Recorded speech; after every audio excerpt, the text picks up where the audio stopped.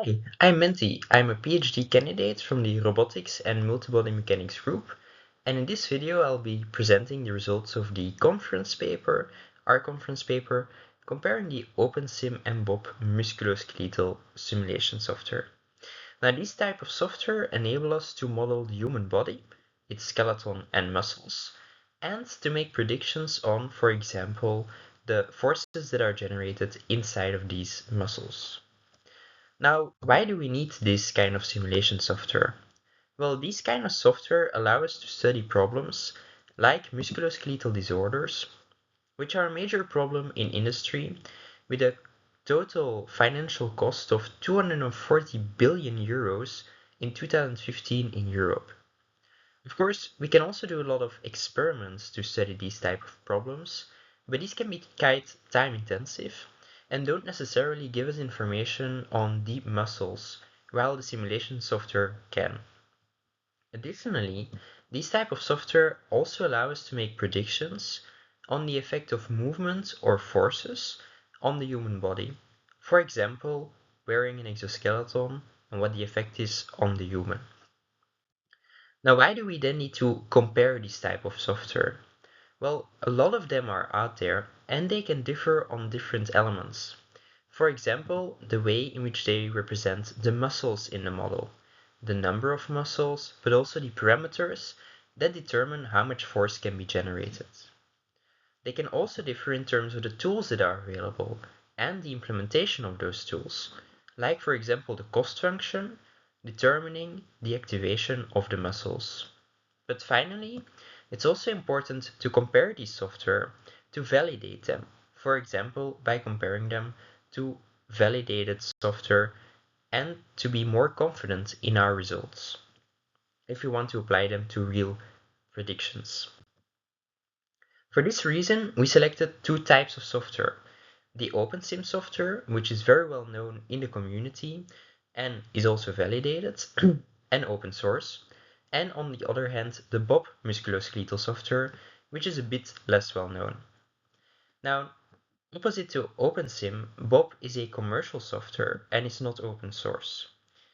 In terms of the tools that are available, both OpenSim and BoB allow you to use a lot of the basic tools like inverse dynamics, inverse kinematics, and static optimization, while OpenSim also has some more advanced tools like computed muscle control.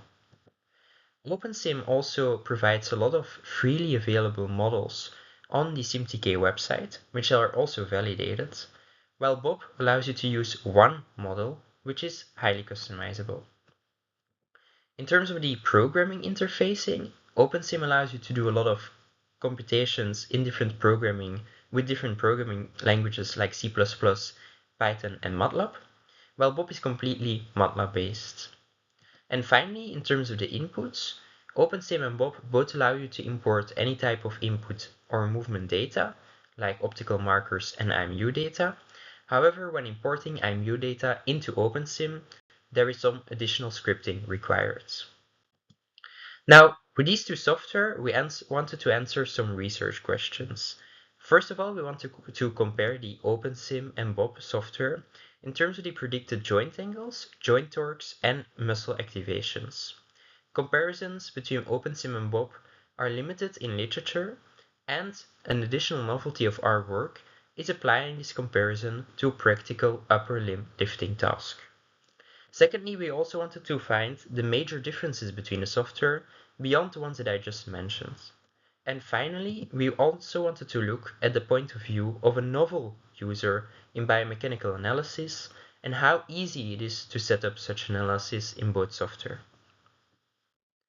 Now, to make this comparison, we performed a basic lifting task experiment where a subject was instructed to take a weight and lift it to a higher place inside of a closet, and to perform an overhead task of screwing a threaded nut. We recorded the movement of the different body segments using IMU data, which are the orange boxes you can see on the slide. Then we used this IMU data inside both OpenSim and BoB. In OpenSim, we used the mobile arms model, which is a validated upper limb model, which we manually scaled to the scaling of the subject. And then we used the OpenSim script in order to import the IMU data into OpenSim, which then allowed us to compute the joint angles, joint torques, and muscle forces in which we were interested. For BoB, we did a similar thing, where we used the generic model, which we also manually scaled, and then we used the BoB tool to compute all of the information. And in the end, that meant that we could compare both software, computing a correlation coefficient and root mean square error. If we first look at the joint angles, we see that the joint angles show very high correlations. However, we also see some errors, especially during the overhead task for the shoulder. And for the elbow, we see that the external internal rotation is missing in OpenSim, while this is not the case in BoB. Now, these differences can mainly be explained by two things. First of all, the placement of the IMUs, which is already given in BoB. However, for OpenSim, this involves a bit more of an iterative and tedious process. And of course, the placement of the IMUs affects the predicted joint angles. Secondly, there is also the model default pose. On the right, you can see the default pose for OpenSim, which slightly differs from the one in BoB, also leading to some differences in predicted joint angles. For the joint torques, we see very similar results.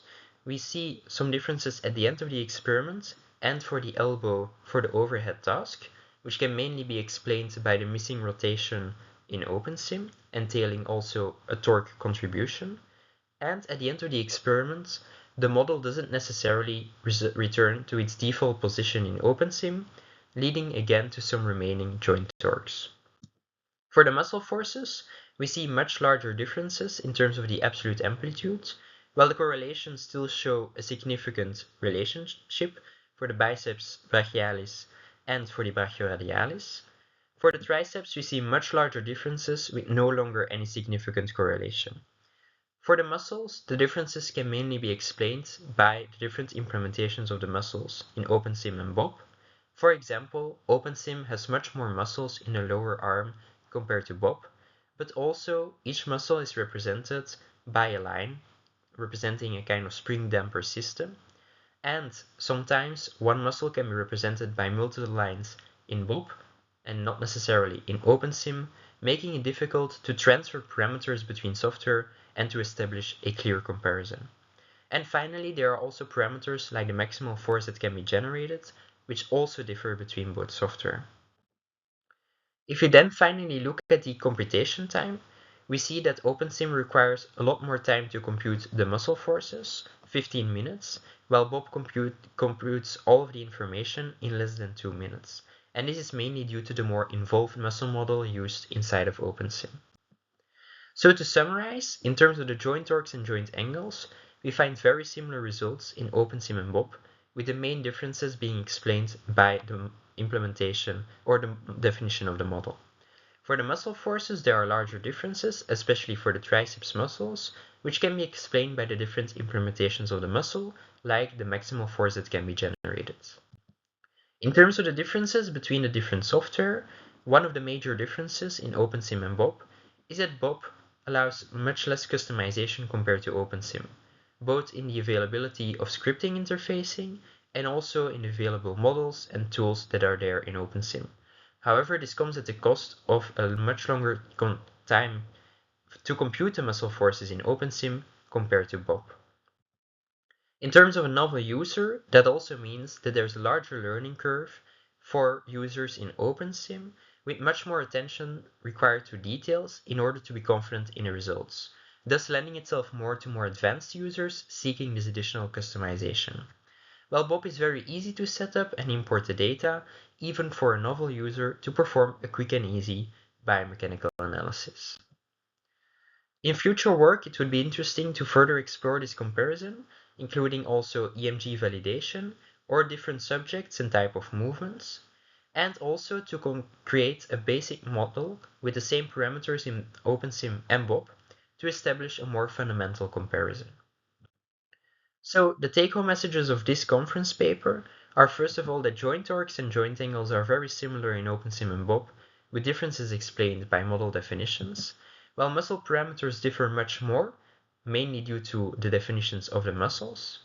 OpenSim allows for a lot of customization, but can also be quite time consuming, while BoB on the other hand is much more easy to use, also from the point of view of a novel user. This concludes this video and presentation on the results of our conference paper comparing OpenSim and BoB for the BioRob 2024 conference. Of course, if there are any more questions, feel free to reach us through one of the channels below.